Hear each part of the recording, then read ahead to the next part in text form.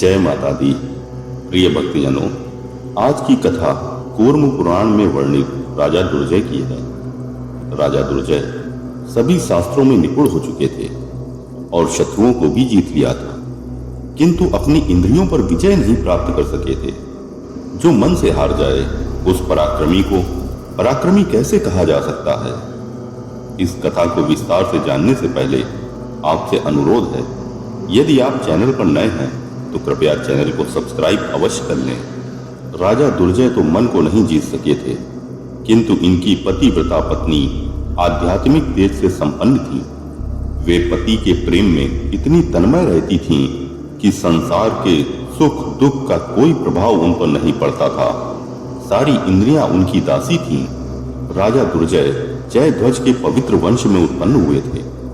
एक दिन राजा दुर्जय यमुना के तट पर घूम रहे थे। वहां उर्वशी संगीत से अपना मनोरंजन कर रही थी। उनके कलकंठ से निकली हुई स्वर लहरियां कण कण को आप्लावित कर रही थीं। राजा दुर्जय का अपने मन पर कोई अधिकार तो था ही नहीं। वे उर्वशी के दिव्य सौंदर्य और दिव्य स्वर लहरियों से आकृष्ट हो गए। अपनी पतिव्रता पत्नी के प्रति उनका क्या कर्तव्य है, इसका ध्यान भी न रहा। उन्होंने उर्वशी से प्रणय याचना की। उर्वशी तो अप्सरा थी, वासना ही उसका जीवन था।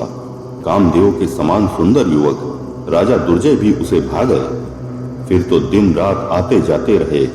राजा को इसका भान भी नहीं होता था। बहुत दिनों के बाद राजा का मोह भंग हुआ। उन्हें अपनी नगरी की याद आई। उन्होंने उर्वशी से कहा, मुझे अपने नगर की व्यवस्था देखनी है। व्यवस्था संभालकर मैं शीघ्र ही लौट आऊंगा, अतः मैं कुछ समय के लिए अवकाश चाहता हूँ। उर्वशी ने कहा, यदि 1 वर्ष और ठहर जाते तो अच्छा होता। तो राजा ने कहा, मैं तुम्हारे बिना स्वयं नहीं रह सकता, इसलिए शीघ्र ही आऊंगा, थोड़ी प्रतीक्षा करो। राजा के द्वारा ज्यादा आग्रह करने पर उर्वशी ने उसे स्वीकृति दे दी।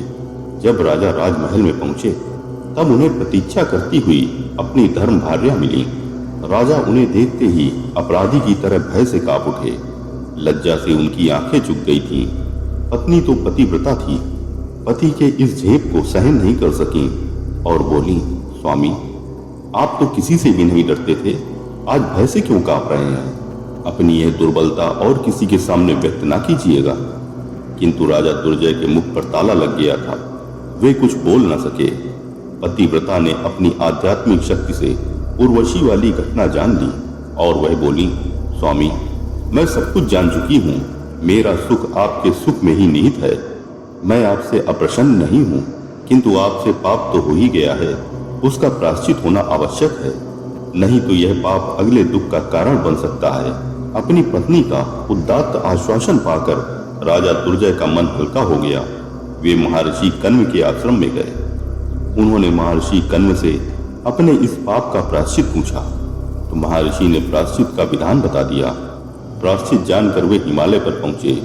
वहां उनकी दृष्टि एक गंधर्व पर पड़ी, जिसने एक दिव्य माला पहन रखी थी। उस माला से उसका सारा शरीर शोभा से जगमगा रहा था। राजा के मन में विचार आया कि यह माला तो उर्वशी के अनुरूप है, इस माला से वह खिल उठेगी। यह विचार आते ही वे माला लेने के लिए उतावले हो गए और राजा मन के दास तो थे ही, बस लुटेरे की तरह गंधर्व पर टूट पड़े। उसे मार पीट कर माला ले लिया।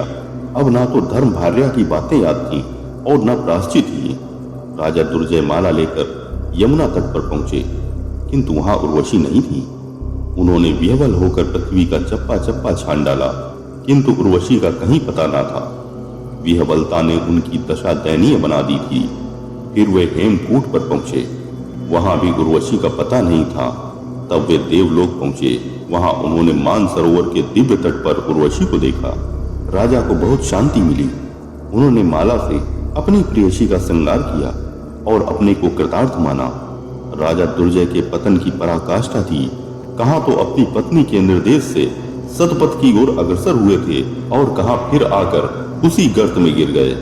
उन्हें ना तो अपनी पत्नी का ध्यान था और न महर्षि कण्व के द्वारा बताए गए पाप निवारण प्रायश्चित का ही। उर्वशी का जीवन वासनामय तो अवश्य था, किंतु वह आगे पीछे की सोच सकती थी।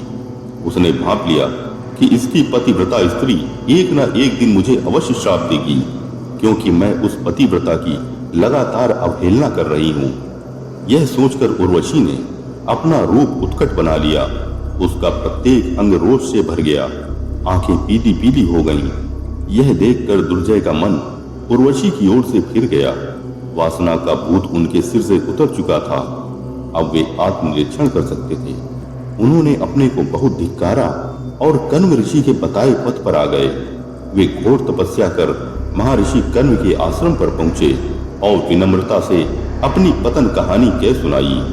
महर्षि कण्व ने राजा को काशी जाने का आदेश दिया और कहा कि हे राजन, माँ गंगा के पवित्र जल में स्नान और तर्पण कर बाबा विश्वनाथ का दर्शन करो। यह सुनकर राजा दुर्जय ने काशी में माँ गंगा का स्नान और तर्पण कर विधि विधान से बाबा विश्वनाथ का दर्शन किया और पापों से मुक्ति पा ली। हर हर महादेव। व्यक्ति का चरित्र ही उसे अधम या महान बना देता है। यदि अपने मन को वश में कर लिया जाए तो मनुष्य समस्त पाप कर्मों से बच सकता है, क्योंकि मन के वशीभूत होकर ही मनुष्य नाना प्रकार के कर्मों को करता हुआ अधोगति को प्राप्त होता है। जय माता दी।